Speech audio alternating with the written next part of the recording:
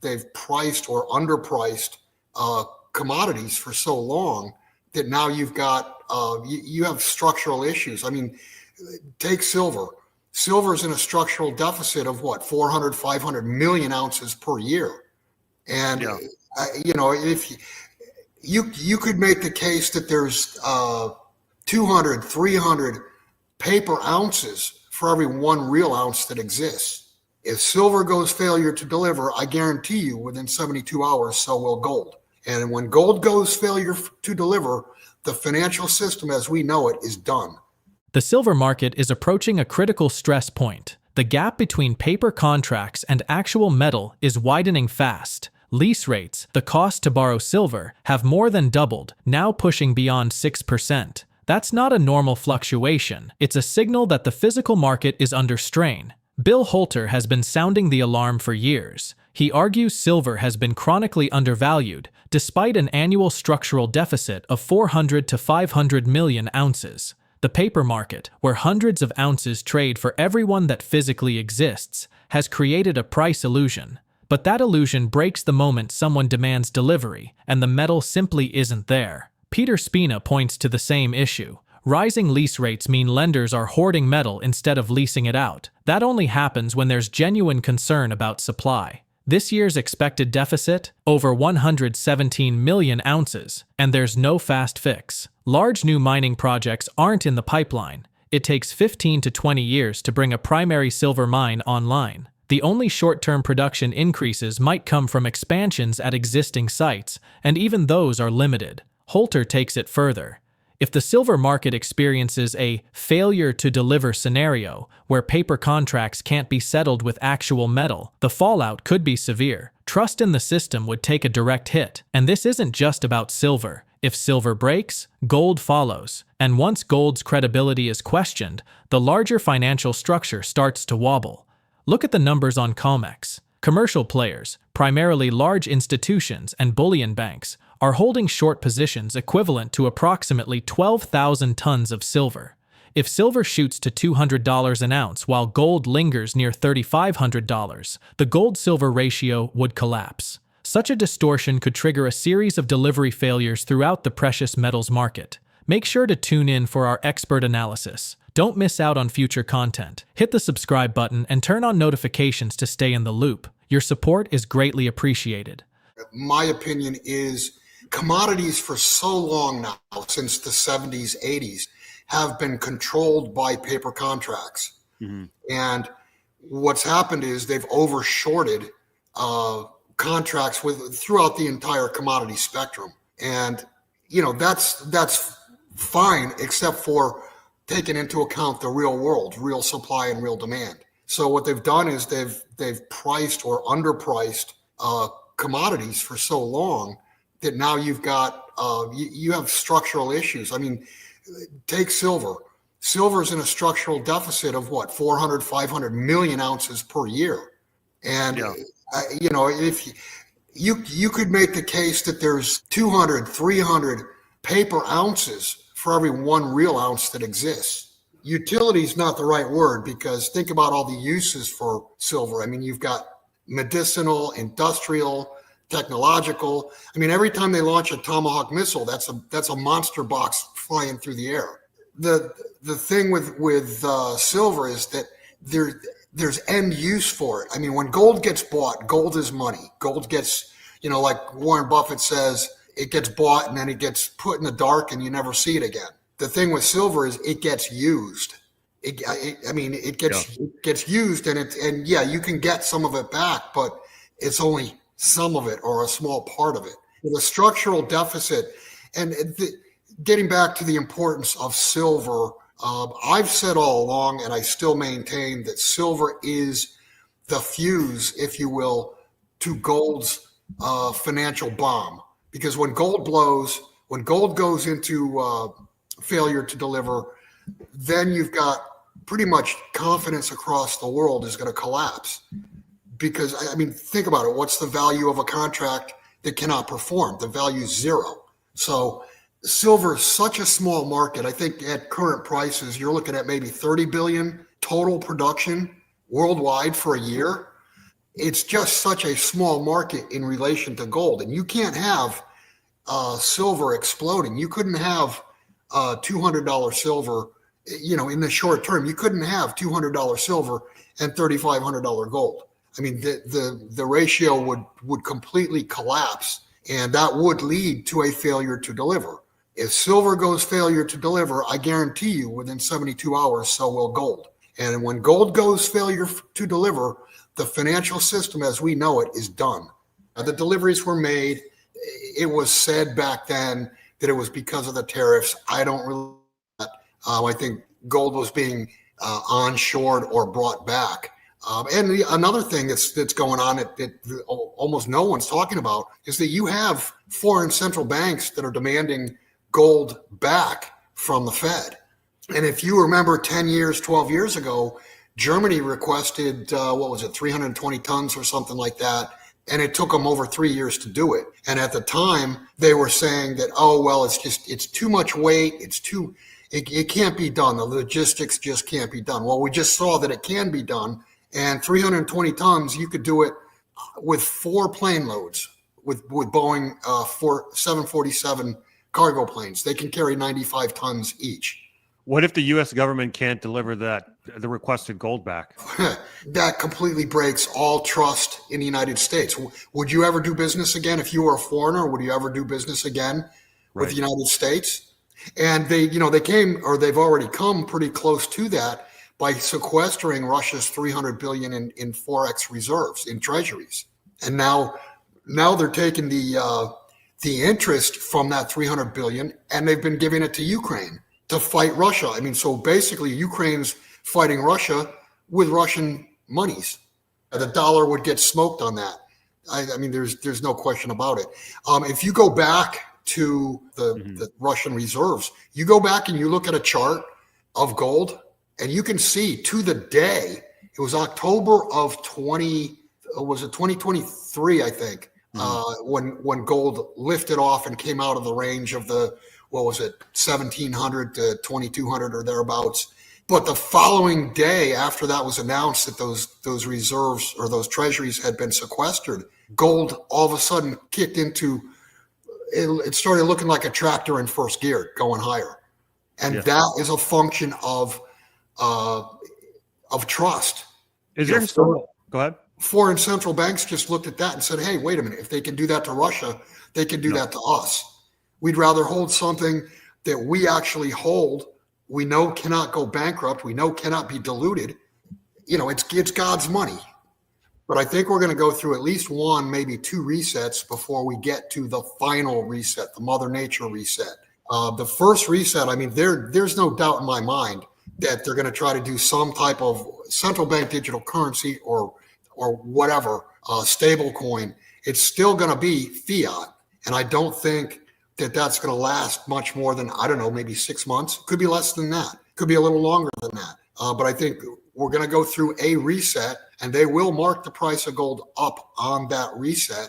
But we're still going to have a fiat currency. And whatever the end result, as far as what the world reserve currency is going to be, it will be tethered somehow, ratio backed or whatever, to gold. There's no way that the world is going to accept the situation we're in now again. Global debt surged to a record $324 trillion in the first quarter of 2025, rising by $7.5 trillion in just 3 months. That kind of acceleration isn't just a red flag, it's a flashing siren. With borrowing levels spiraling out of control, investors are rethinking their exposure to traditional assets. The trend is clear. More are seeking refuge in hard assets like gold and silver. BillHolter warns that what we're heading toward isn't just a financial hiccup, it's a full-blown credit currency event. Confidence is the foundation of the economic system, and once it starts to crack, especially in the bond market, the consequences are fast and unforgiving. If the 10-year Treasury yield climbs above 4.5% or reaches 5%, that could be the tipping point. Foreign investors, already nervous, could start dumping bonds because trust in U.S. debt only holds as long as it looks sustainable. We're inching closer. On Monday, The 10-year yield hit 4.416%, with markets on edge ahead of the Federal Reserve's rate decision and new inflation data. Behind the scenes, the bigger fear is whether rising tariffs and interest rates are quietly eroding the economy's foundations. Holter's take is blunt. The Fed and Treasury are out of room. To service the debt, they'll have to create more currency. But printing money to cover liabilities only works as long as people believe that money has value. Once that belief fades, the risk premium in treasuries disappears, and the dollar gets thrown under the bus just to keep the system afloat. This is why gold and silver are regaining relevance. Let's get back to the interview. People ask, when's the reset? And I just tell them, you're watching it in real time. I mean, think about this, Danny. Okay, so gold was $1,700 2 years ago. Now it's $3,400, double.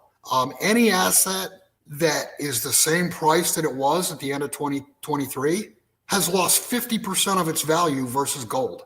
And gold is the measuring stick. It's not the dollar, it's not the yen, it's not the euro, the pound, whatever. The measuring stick is gold. And that's why when people ask me, are we going to have inflation or deflation? Well, we're going to have inflation of the things you need, food, gas, etc., and deflation of the things you have. And the deflation of the things you have, not necessarily in dollars. You could see an asset, you could see a piece of property double in value and gold go up 4 times. And that thing that doubled in value has lost 50% of its purchasing power versus gold in that time. So gold is the measuring stick. What have central banks been doing for the last 2 years since the sequestering of the Russian treasuries? Central banks all over the world have been buying gold. That's about as inside as you can get. Any other signals that you look for when it comes to gold and silver? Because I believe that this has to be a credit/currency event. I think if all of a sudden you started seeing wild volatility in currencies, if you started seeing bigger volatility in or on the U.S. Treasury curve, I mean, this is going to be a credit/currency event. And if you start seeing, wild gyrations, or not even wild gyrations, just a movement upward. If you see rates go through 450 on the 10-year Treasury and you get a 5 handle or over a 5 handle, I don't think markets can handle that. And I think that would be a signal to foreigners that the game's over. If the Federal Reserve cuts rates, say they cut it 1%, 2%, and rates don't go down or go down very little, or in my opinion, ultimately rates are going to go higher rather than lower, that would break confidence. Now, in the real world, what does that mean? You're already looking at super soft real estate market, housing market across the country. Commercial real estate is already in the middle of a crash. Higher interest rates will smoke the real estate markets. Higher interest rates make it harder, more difficult to carry derivatives. And the world is awash. It's flooded with derivatives, and those derivatives are what price assets. You'll see derivatives begin to default, and then you get a cascade. And once derivatives default, you're talking about over $2 quadrillion worth of derivatives, which is way, way, way more than the value. It's probably double the value of every asset on the planet. So it'll be a paper bonfire, 100% guaranteed. I mean, you cannot have a sector of derivatives fail and other sectors not fail. And the reason being, it's one big, gigantic financial orgy where everybody's connected to everyone else. So if you get one entity that's infected, the entire system's infected. And understand that the problem with the derivatives chain, the way it's set up, is that if you have a contract between two entities and one entity wins, I mean, it's a zero-sum game. So one entity wins, the other entity loses. But if the loser loses so big that they can't pay, then the winner doesn't get paid. Then whoever the winner is, whoever they're doing business with, they're going to say, hey, wait a minute, they got this big loss on their books. I'm not sure they're stable. So it spreads like that. And of course, the loser, they've gone bankrupt. So anybody who's doing business with them already, they become an immediate loser because the other side of the trade can't perform on that contract. And I've said for a while now that the ultimate goal is to get the entire earth under a central bank digital currency. Now, how do you do that? You couldn't bring that out today because the vast majority would say, no, I don't want to do that. But if you destroy markets, and remember, when markets get destroyed, you're talking about banks, brokers, insurance companies, et cetera, going under. The great taking is going to happen.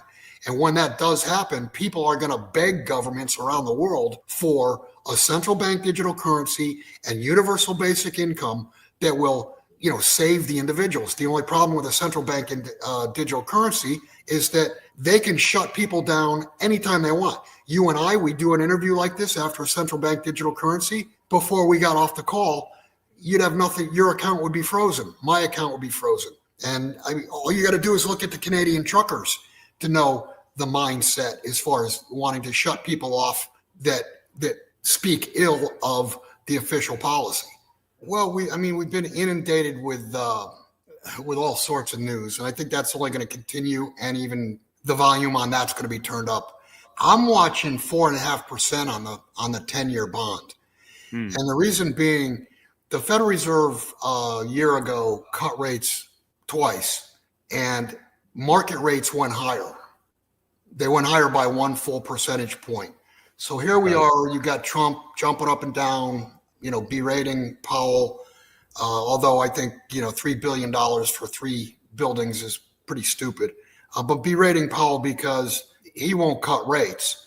And I'm not sure that Trump understands that if the Fed does cut rates and all of a sudden we see a 5 handle on the 10-year, that is clear that the Federal Reserve will have lost control of the yield curve.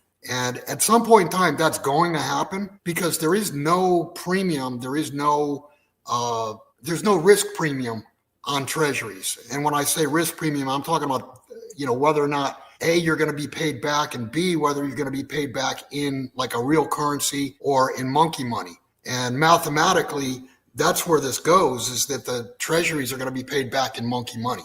In other words, they're going to have to destroy the dollar to actually make the payment because they can't do it in real terms. Yeah. In today's dollar, in other words. What's unfolding isn't just a market squeeze, it's a trust issue, and it cuts deep. When silver can't be sourced despite contracts promising it, and when debt climbs faster than growth, people start asking more complex questions. The old system, built on paper promises and faith in future payment, is starting to look brittle. Bond yields are nudging up, metal shortages are emerging, and monetary authorities are facing pressure. There's less confidence that the system can bend without breaking. Is the flight to gold and silver just a hedge, or is it the early signal of something more structural unraveling? Share your perspective in the comment section. If the video resonates with you, join our community by subscribing to our channel and enabling notifications with the bell icon. Thank you for being a part of our community.